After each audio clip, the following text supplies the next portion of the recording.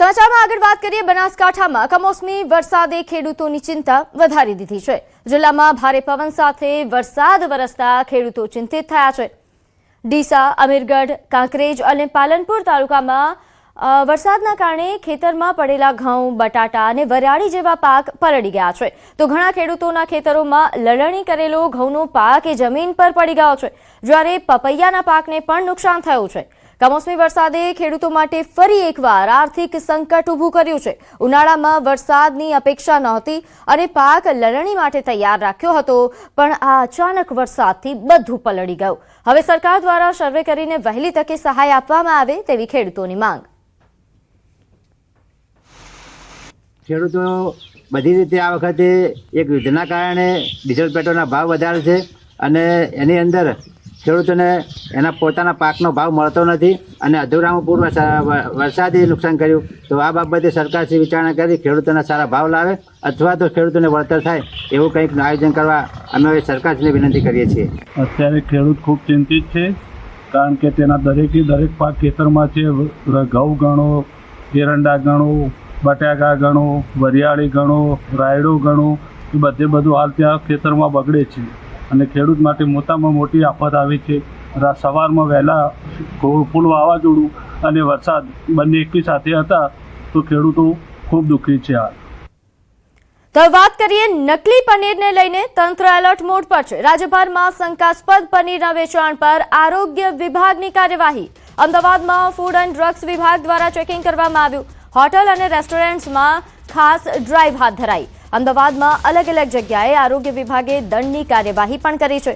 પનીરના વેચાણને લઈને રાજ્યભરની 347 પેઢીઓમાં તપાસ હાથ ધરાઈ।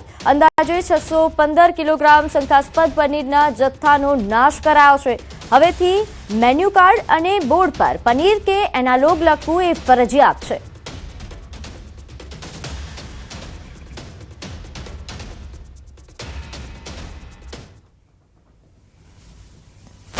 લોકોના સ્વાસ્થ્ય સાથે ચેડા કરતા હોટલ અને રેસ્ટોરન્ટ સંચાલકો સામે હવે આરોગ્ય વિભાગે કાર્યવાહી શરૂ કરી છે। તેઓ જે લોકોને કેવા પ્રકારનું પનીર ખવડાવે છે અને તેની જાણકારી તેઓએ હવે બોર્ડ ઉપર કે પછી તેમના મેનુ કાર્ડમાં મૂકવી પડશે અને તે ક્યાંક ને ક્યાંક એ રાખવામાં આવી રહી નથી અને તેને લઈને આરોગ્ય વિભાગ દ્વારા હવે કાર્યવાહી શરૂ કરવામાં આવી છે। અમદાવાદમાં અલગ અલગ જગ્યાએ રેસ્ટોરન્ટ અને હોટલ સંચાલકો છે ત્યાં દરોડા પાડવામાં આવ્યા હતા અને તેઓની સામે દંડની જે છે તે કાર્યવાહી કરવામાં આવી છે। રાજ્યભરમાંથી 615 કિલો જેટલો શંકાસ્પદ પનીરનો જથ્થો પણ જપ્ત કરવામાં આવ્યો છે। તેઓ કેવા પ્રકારનું એનાલોગ પનીર વાપરે છે કે પછી અસલી પનીર વાપરે છે તે પ્રકારનું બોર્ડ તેઓએ હવે તેમના રેસ્ટોરન્ટની બહાર મૂકવું ફરજિયાત છે અને એ ક્યાંક ને ક્યાંક મૂકવામાં આવતું નથી અને તેને લઈને હવે આરોગ્ય વિભાગ જે છે તેઓએ લાલ આંખ કરી છે। યુનિવર્સિટીનું આ રેક્ટોસ પિઝા છે કે તેની સામે પણ દંડની કાર્યવાહી કરવામાં આવી છે અને આવી અલગ અલગ જગ્યાએ ફૂડ એન્ડ ડ્રગ વિભાગ દ્વારા દરોડા પાડવામાં આવ્યા હતા અને તમામ જે 16 જેટલા જે રેસ્ટોરન્ટ અને હોટલ સંચાલકો છે તેઓની સામે દંડની કાર્યવાહી કરવામાં આવી છે। કેમેરામેન હિરેન શાહ સાથે સંજય ટાંક, ન્યૂઝ 18 ગુજરાતી, અમદાવાદ। હવે વાત સ્વરાજના સંગ્રામની।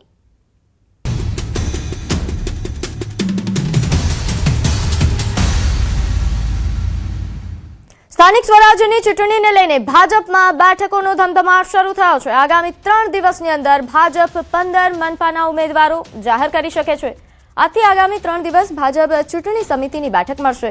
ઝોન દીઠ બેઠકો અને ઉમેદવારોનું લિસ્ટ તૈયાર થઈ રહ્યું છે। સંકલન સમિતિની બેઠક બાદ 5, 6 અને 7 એપ્રિલે ચૂંટણી સમિતિની બેઠક મળશે। મુખ્યમંત્રી ભૂપેન્દ્ર પટેલ, પ્રદેશ અધ્યક્ષ જગદીશ વિશ્વકર્મા અને નાયબ મુખ્યમંત્રી હર્ષ સંઘવી બેઠકમાં હાજર રહેશે। પ્રદેશ ભાજપની ચૂંટણી સમિતિ આ ઉમેદવારો નક્કી કરશે, એટલે ટૂંક સમયમાં ભાજપ તરફથી મુરત્વે અમુરતિયાઓના નામ જાહેર થશે। નોંધે છે કે સેન્સ પ્રક્રિયા હાથ ધરાઈ હતી। રાજ્યભરમાં સેન્સ પ્રક્રિયા હાથ ધરાઈ અને તે બાદ હવે જે દાવેદારી ઉમેદવારોએ નોંધાવી છે તેમના પર મંથન થઈ રહ્યું છે। ત્યારે હાલ કેવા પ્રકારની તૈયારીઓ અને આ બેઠક અંગે વધુ વિગત સાથે મારી સાથે સંવાદદાતા વિભુ લાઈવ જોડાઈ ગયા છે। વિભુ, સ્થાનિક સ્વરાજ્યની ચૂંટણીને લઈને મુરત્તિયાઓ પસંદ કરવામાં આવી રહ્યા છે। ભાજપ દ્વારા જે બેઠકોનું આયોજન કરવામાં આવ્યું છે, વિગતે માહિતી આપશો।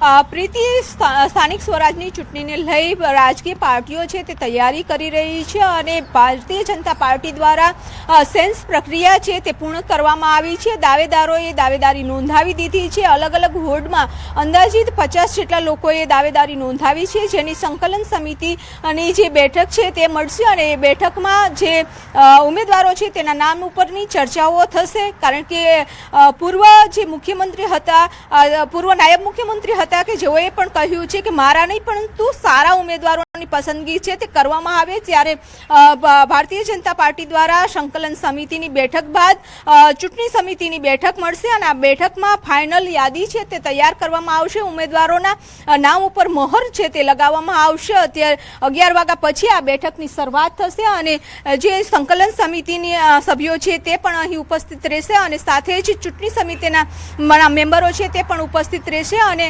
જે નામ છે ઉમેદવારોના તેના ઉપરની ચર્ચાઓ છે તે કરવામાં આવશે અને ચર્ચા બાદ ફાઇનલ યાદી છે તે જાહેર કરવામાં આવશે. એટલે કે રાજકીય પક્ષો દ્વારા છે તે તૈયારીઓ શરૂ કરી દેવામાં આવી છે. સાથે જ હવે કાર્યાલયોનું ઓપનિંગ પણ કરી દેવામાં આવશે અને પ્રચાર પણ શરૂ કરી દેવામાં આવશે.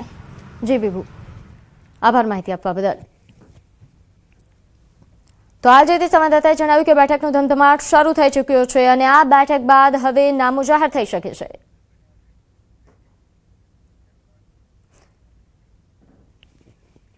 તો આ તરફ કોંગ્રેસ દ્વારા પણ તૈયારીઓ તેજ કરી દેવામાં આવી છે. અમદાવાદમાં કોંગ્રેસની મહત્વની બેઠક, જેમાં આજે કોંગ્રેસ પોતાના ઉમેદવારોની પ્રથમ યાદી જાહેર કરી શકે છે.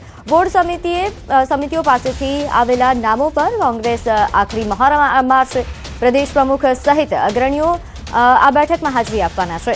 ઉમેદવારી સહિતના મુદ્દાઓ પર અહીં ચર્ચા થશે અને જે બાદ પ્રથમ યાદી જાહેર થાય તેવી પૂરેપૂરી શક્યતાઓ વ્યક્ત થઈ રહી છે. વધુ વિગત સાથે મારી સાથે સંવાદદાતા પ્રણવ લાઈવ જોડાઈ ગયા છે. પ્રણવ, કોંગ્રેસ તરફથી હાલ જે ચૂંટણીને લઈને તૈયારીઓ થઈ રહી છે, આજે પ્રથમ યાદી જાહેર થઈ શકે છે? ચોક્કસ, કોંગ્રેસ પાર્ટીની અંદર જે કોંગ્રેસ કાર્યાલય છે ત્યાં સતત બેઠકોનો ધમધમાટ ચાલી રહ્યો છે. પ્રદેશ પ્રમુખ અમિત ચાવડાની અધ્યક્ષતામાં જે નિરીક્ષકો હતા, જે પ્રભારીઓ હતા, તેની સાથે સંવાદ ચાલી રહ્યો છે અને સાથે જ જે સ્થાનિક કક્ષાએ જે પેનલો આવી છે એ પેનલો પર મંથન થઈ રહ્યું છે. ત્યારે જ પ્રદેશ પ્રમુખે જ જે નિવેદન જાહેર કર્યું છે કે આજે પ્રથમ યાદી છે તે કોંગ્રેસ પાર્ટી પોતાની જાહેર કરશે. ખાસ કરીને આ વખતે કોંગ્રેસ પાર્ટી દ્વારા યુવા ઉમેદવારોને વધારે પ્રાધાન્ય આપવાની વાત અહીં કરવામાં આવી છે કોંગ્રેસ પાર્ટી તરફથી. તો સાથે જ ક્રિમિનલ રેકોર્ડ ધરાવતા જે વ્યક્તિઓ છે તે ટિકિટ નહીં આપવામાં આવે તે પ્રકારનો પણ ક્યાંક નિર્ણય છે તે કરવામાં આવી રહ્યો છે.